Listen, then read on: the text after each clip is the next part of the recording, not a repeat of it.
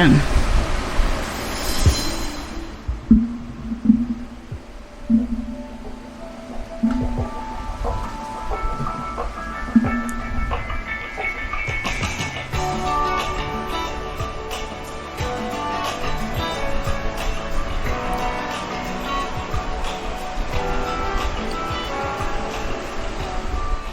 Welcome to another episode at Evolve With Me podcast. This is your ultimate digital mentorship where intersection of faith and life meet. I am your host and I'm excited to have you join me on another incredible journey. Today's episode, we're going to be talking about navigating generational differences in financial management. That's right. Another topic about finance. I really feel like God is pressing into our finances and preparing us for something greater. Today we're going to talk about how to navigate through generations and how to be able to communicate to the younger generation about finances.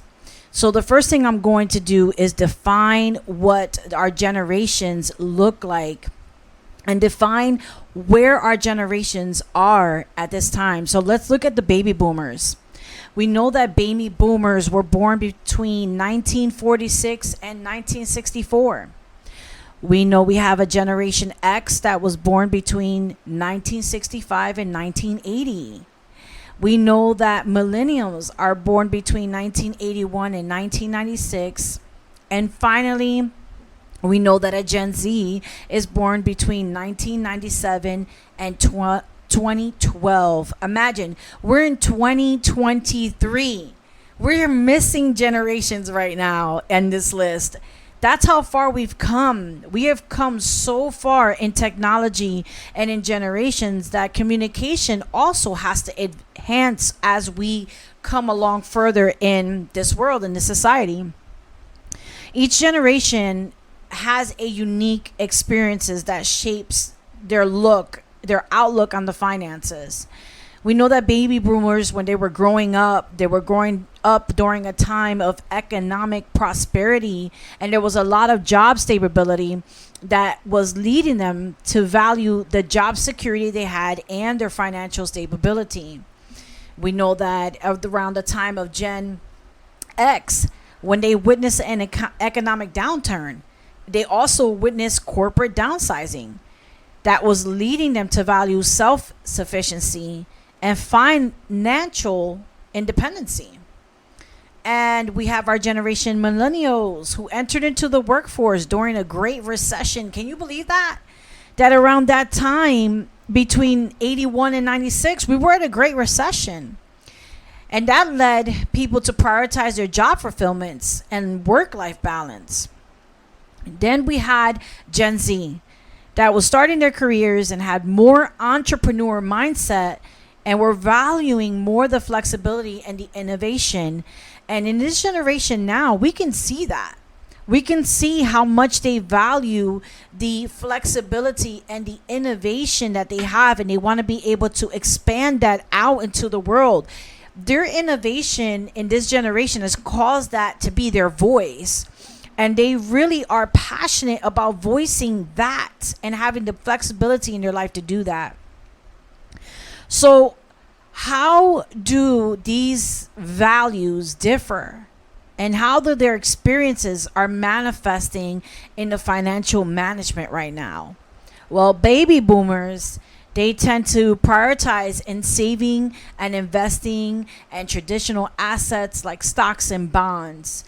It's so interesting that when I hear that about the baby boomer generation, I see that happening now, even with the innovators, with the entrepreneur mindsets, that they're actually tapping into the assets of the stocks and bonds, and they're actually thinking about savings and investments. They are actually finding out the nooks and the crannies of how these things work.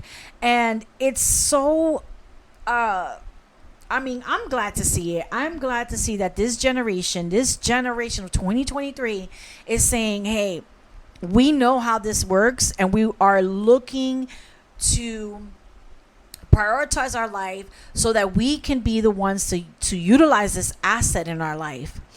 So now we look at Gen X, and they tend to invest in real estate and prioritize paying off debt. It's insane because I am a Gen X, and it's so funny because I'm Gen X, but I lived in the millennial state.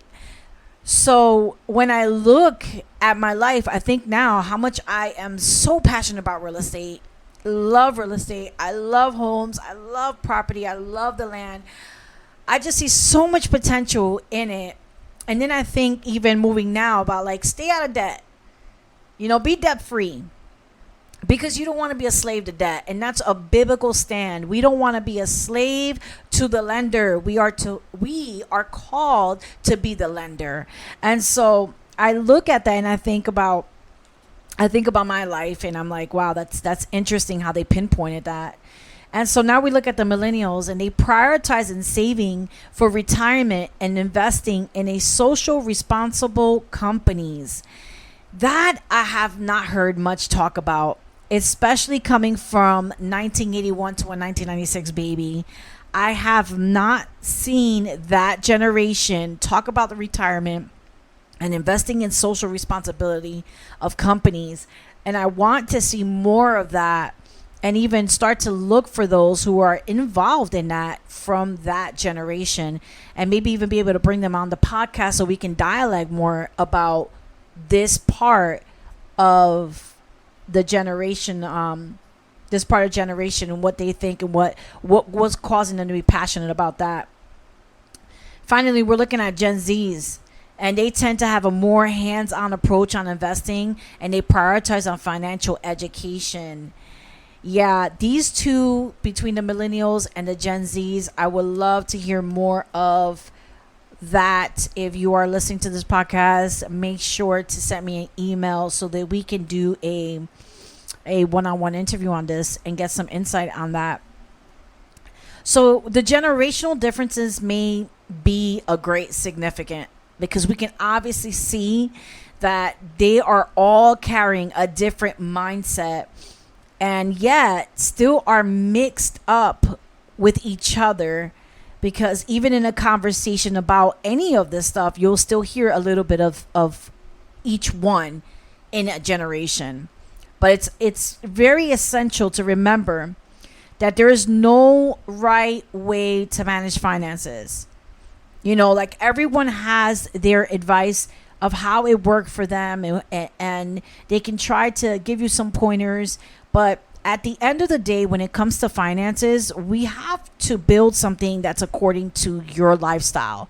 We have to build it on your platform. And that is how we manage finances. We manage finance by looking at your story. And I think that often when we think about finances, people think, oh my gosh, there's a right way to do it. There is a healthy way to manage your finances. Absolutely. But I cannot say that what's right for you is right for someone else, because everyone's story is different. Everyone's life is different. And we have to build according to that lifestyle. So it's important to recognize the difference to facilitate a communication and understanding about that. When we're getting ready to talk about finances, and I'm so excited to even talk about in our next episode on how to talk to teens about finances and start to get them to understand it, because this is a good time right now to grab your 14-year-old, your 13-year-olds, even your 10-year-olds, and begin to teach them in the ways of money, so that when they grow up as an adult, they have the concept of what is good to be applied when it comes to their financial status. So it's important to learn the communication. It's important to learn an understanding of how to communicate so we can bridge the gap. So how can we bridge the gap? How can we bridge the gap within each generation? Well, first, it's obviously crucial to know that the very first thing we have to have is be open. Have an open heart. I just stated before that it is no right way to address finances. We have to look at the story of the person. So when we're coming to bridge gaps in communication when it comes to finances, we have to have an open heart and an open mind, because we're getting ready to come to the table with one another about things that we know and things that we need to know, things we need to dialogue. And the second thing is to be honest in communication, in the communication system about the finances with your friends, your family, your colleagues. You have to be honest and you have to be open-minded. So coming to the table with someone to discuss the finances, you're not going to always go to the table and say it's always been perfect. Absolutely incorrect. A lot of the people who have gotten into the finance industry have gotten here because they have made mistakes that has cost them something. And when you know that the price was high, you will grow in a passion to make sure that that price doesn't get paid again. And that is what we're here for. You know, even as parents, we are the ones that are coming to crush that so that our children do not have to live it. And we have to look forward to living a life where we're crushing it so that they can live in a better way. So all the things that we have learned, we are learning by experience, but we're also coming in and saying, hey, we've tried that and it didn't work, but we tried it this way and it worked.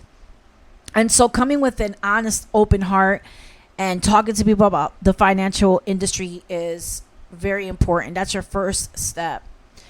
When you're sharing your financial goals and values, we can all better have an understanding with each other on our perceptions. So again, my perception might be a different way. I know it's going to be a different way, and your perception might be another way. But in our perceptions, we can all find a way. You might be able to add an addition to my perception as well as I can add an addition to yours. So it's so good to be able to keep that in mind when we're coming to the table to talk about finances. A second thing we can learn from each other is that, you know, baby boomers can teach a younger generation about the value of a long-term investment and the importance of diversification. Gen X can share their experience with debt management and real estate investment. You know, we have, I just gonna go back really quick to that baby boomer moment, because I'm looking at the fact that I don't think I ever really was interested in a long-term investment, or, you know, even thinking about the importance of that diversity. I think that I've tend to like not want to hear about long term, and always, even in stocks and in bonds, it's a long term investment. You can't just put your money in and they're thinking it's going to grow overnight unless you know exactly where to hit it. Most often times people are like, you got to be invested for the long term. You just can't come in here for a wham bam. You got to get in and know that it's going to take some time to grow your money. And so I think that I just talked to myself on that note, and I'm going to think about a long-term investment and look at the opportunities that, you know, can be found in so many different ways. So that's a good insight. I just never really thought about that. And so Gen X, that's me. I want to help you get out of your debt. I really dislike debt. I feel like that debt arena is there to keep people paying, you know, higher interest and keep them in places where they're paying double the money for something that they could have just not and just had a better lifestyle, especially in their credit, and they would have been able to pay just as low as anyone else that had a good standing credit. And real estate investment, my goodness, passionate about this. I think a lot of people are coming up and they're starting to be passionate. It's so interesting. Like I said, you're talking about a generation of Gen X we're going back into timeline of 1965 to 1980, and now these children that are like younger in their 20s or whatever, and they're now becoming passionate and seeing the value of investing in real estate and how it can help them. And it's like, wow, like this is really starting to really mix in. And so just don't think that any one of us in any generation doesn't have anything to bring. We all do. So the millenniums, they can teach the older generations about the benefits of socially responsibility of investing. So they're really into that social responsibility. And the Gen Z can teach about, the latest, I don't know, fine tech tools or technologies that are out there, which there's so many apps, guys. There's like technology has skyrocketed, and there's so many apps out there, and there's so many platforms. It's like, what's the best thing that I don't have to go all the way around the world to find it? And how much can I save money using these apps or anything in technology, really, even these tools? Because we are such in a generation that's digital that we are always looking for something better. So that's good. We want to seek out a Gen Z, maybe even, I don't even know what comes up after Gen Z. I gotta look that up now. Anyhow, finally, recognize the essentials that each individual has a unique experience and value in. Just recognize the essentials of each individual with their unique experience and values, because not everyone is going to fit neatly in any generational stereotype. So by recognizing and celebrating the differences, we can build stronger and be more inclusive in financial communities. Well, I hope that this little piece of nugget helps you out today in helping you navigate into generational differences in financial management. We are going to discuss more on finances and insight and information. And yeah, I hope that you have subscribed so that you can catch the next podcast. Well, I hope that you found this discussion insightful, informational, and again, let's keep evolving.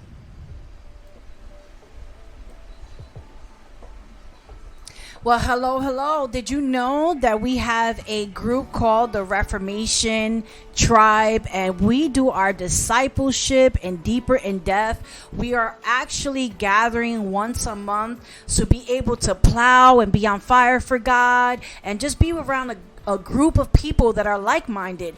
If you have not, then find us on Facebook. I will add the link into the description of this podcast.